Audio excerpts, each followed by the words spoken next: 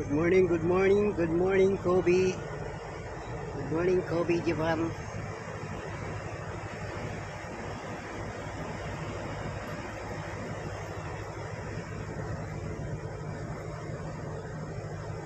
Ay guys, yung tubig dito, subang linaw talaga kahit sa tabi na siya. Wala kang makikita ang basura. Talagang napakalinis ng ng Port of Kobe. Subang linis. Wala kang makikita ang mga langis, no? Yan. Ito yung dry dock.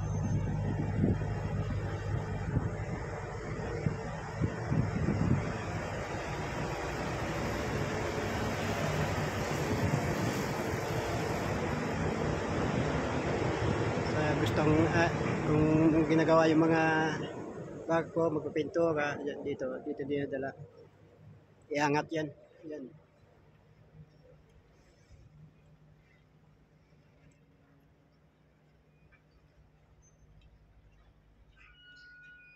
So dito walang gano'n naglalakad dito kasi ano to maigpit sila dito sa pagpapasok. So mayroon kaming dito, surf pass. Yung surf pass namin 15 days. So pwede kami makalabas dito, pakita lang namin yung yellow na surf pass. Hindi ka na magdala ng mga passport, SIM book. Surf pass lang binibigay sa amin galing sa immigration. So pwede ka na makagala-gala sa labas. Ayan na yung sobrang linaw ng ng tubig. So abangan nyo kami next week guys. Doon kami may biyahe kami sa sa Iloilo, yung bansang Sinilangan. Yung mga 4 to 5 days kami dyan sa Port Santiago. So abangan nyo kami ngayon guys.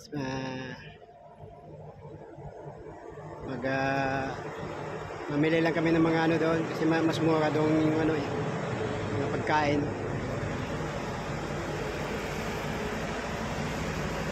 So ang biyahe dito mula dito sa dadaan pa kami sa Shanghai. Siguro mula Shanghai 9 to 10 days sa takbo na 10 knots. Yan yung ganda ng ngayon.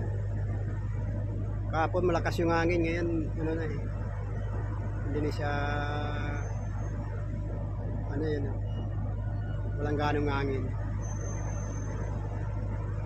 So yan lang guys yung video natin ngayon. Sana nasa mabuti kayo kalagayan, and God bless.